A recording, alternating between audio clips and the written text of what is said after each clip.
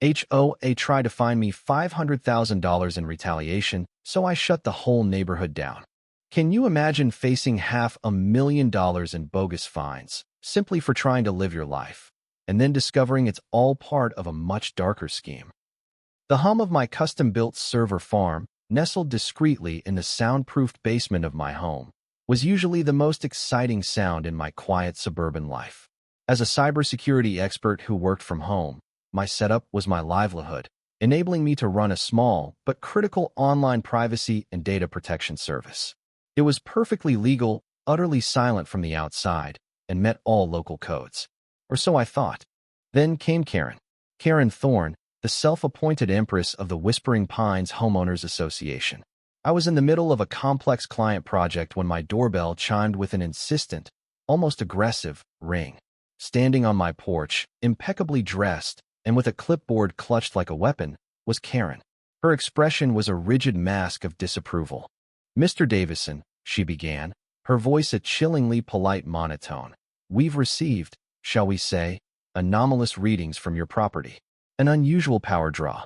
And frankly, the subtle vibration we've detected from your basement is, well, quite disconcerting to the delicate balance of our community.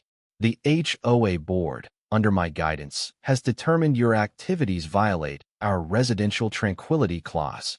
We are issuing you a cease and desist." Immediately, the main conflict, stark and absurd, was laid bare. Karen, armed with vague, subjective HOA rules and what felt like a personal vendetta, was targeting my profession, my income, my entire existence. Her demands were not only baseless, but rooted in a profound ignorance of technology and an almost pathological need for control. Her attitude was one of supreme arrogance, as if her subjective feelings were codified law. She truly believed my legitimate work was disconcerting and a disruption to her imagined utopia.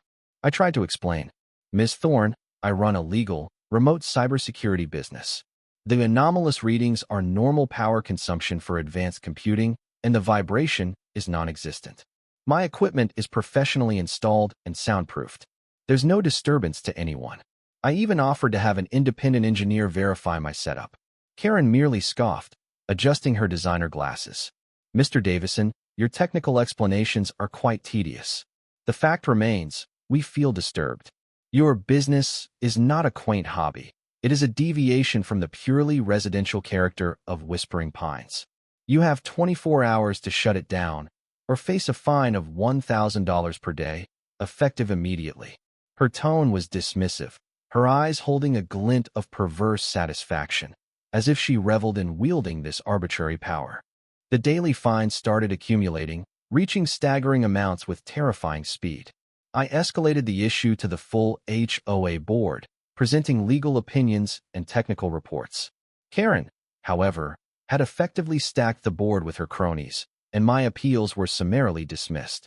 Then, her pettiness escalated to outright sabotage. Early one morning, under the guise of routine tree maintenance for the common areas, she sent a crew to the electrical junction box that supplied my street.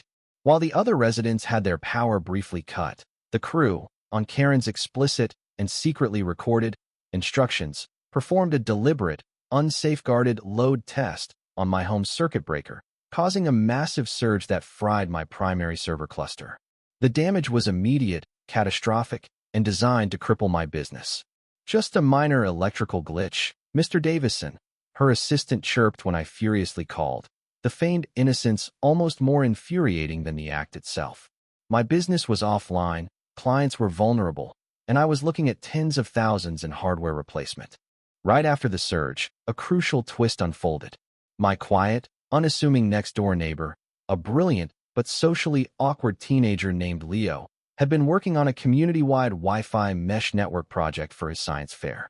He'd installed small, low-power monitoring nodes on a few homes, including mine and Karen's, to map network traffic and power fluctuations. He rushed over, his face pale. "Mr. Davison, I saw it all on my diagnostic logs. A massive power spike, far beyond anything normal for a tree maintenance crew. And right before it, there was a huge, unauthorized data upload from Karen's home network to a corporate server, disguised as a security patch for the HOA's main accounting system. It almost crashed my whole mesh. His logs, detailed and timestamped, showed the deliberate surge timed precisely with the data upload from Karen's IP address. The larger consequence of Karen's actions became terrifyingly clear. My cybersecurity firm wasn't just handling individual clients. One of my largest contracts was with a nonprofit organization developing secure voting software for underserved communities across the state. The server farm I ran was testing the latest iterations, running simulations to identify vulnerabilities. Karen's attack, aimed at destroying my private business, had now compromised the very infrastructure crucial to ensuring fair and equitable elections for potentially millions of citizens. Her petty tyranny was now a direct threat to democratic processes, elevating my personal grievance to a matter of profound civic importance and national security. Armed with Leo's undeniable data logs and the looming threat to the voting software, I decided to go public. I rented out the Whispering Pines Community Center for an emergency residents meeting, bypassing Karen's attempts to block me. Karen, arriving late, swept in with her usual air of superiority, clearly expecting to shut me down. "Mr. Davison," she sneered, "what exactly is this unauthorized gathering? I assure you, the HOA has no further comments on your peculiar activities." She tried to seize the microphone, her face a mask of patronizing irritation. "Karen," I stated, my voice amplified by the PA system, "you didn't just find me. You illegally sabotaged my business, which is a key component in securing our state's election integrity." I projected Leo's data logs onto the screen, showing the deliberate power surge and the simultaneous, unauthorized data transfer from her network. The room buzzed with murmurs. Karen's composure fractured. "This is libel. He's a rogue programmer. He's spreading conspiracy theories.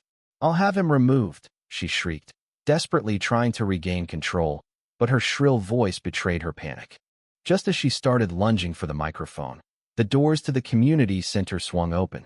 In walked not just Chief Peterson of the Whispering Pines Police Department, but also a stern-faced agent from the Federal Bureau of Investigation, FBI, and a visibly agitated representative from the State Election Commission.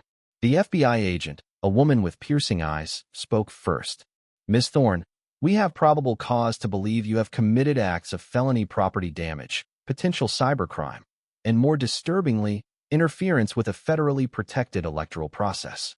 We also have reason to believe that the HOA's financial records are being tampered with." The State Election Commission representative stepped forward. "And Ms. Thorne, we've received reports that your HOA has recently changed its voting software vendor to a company registered to an offshore address, with no public record of experience in election security. We also have concerns about a large, unexplained transfer of HOA funds to an untraceable account shortly after that change." A collective gasp filled the room. An HOA treasurer, a meek man who had looked terrified for weeks, finally found his voice. She forced us. She said it was more efficient. We didn't know it was an offshore account. She manipulated the board to approve a $3 million contract for this new voting software and an additional $500,000 in consulting fees to a company owned by her brother-in-law. It wasn't just retaliation. Karen had been meticulously planning to rig the upcoming local elections within Whispering Pines and potentially larger state elections through a sham voting software company, with the HOA funds as a kickback. Her control fetish was a smokescreen for systematic fraud and a blatant attack on democracy itself. A past incident involving her trying to bribe a local zoning official to approve an illegal construction project, for which she received a slap on the wrist, was also whispered among the residents, revealing a pattern of corrupt behavior masked by her prim exterior. The consequences for Karen Thorne were swift and absolutely devastating.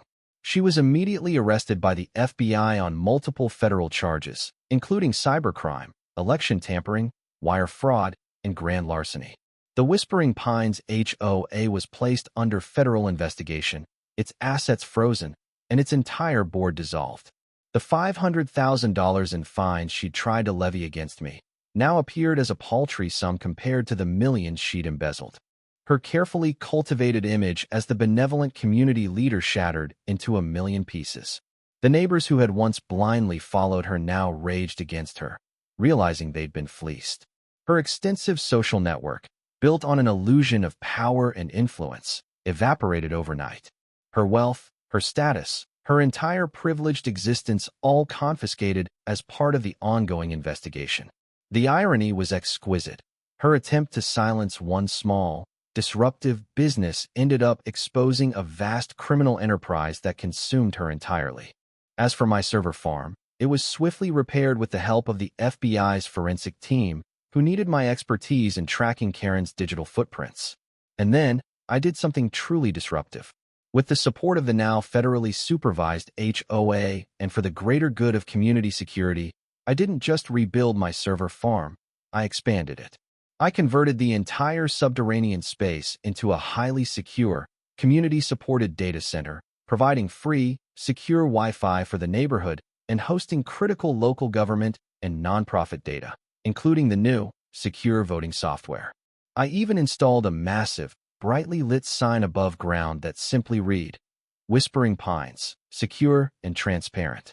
It was a defiant, undeniable symbol of transparency and community power, a direct counterpoint to Karen's darkness.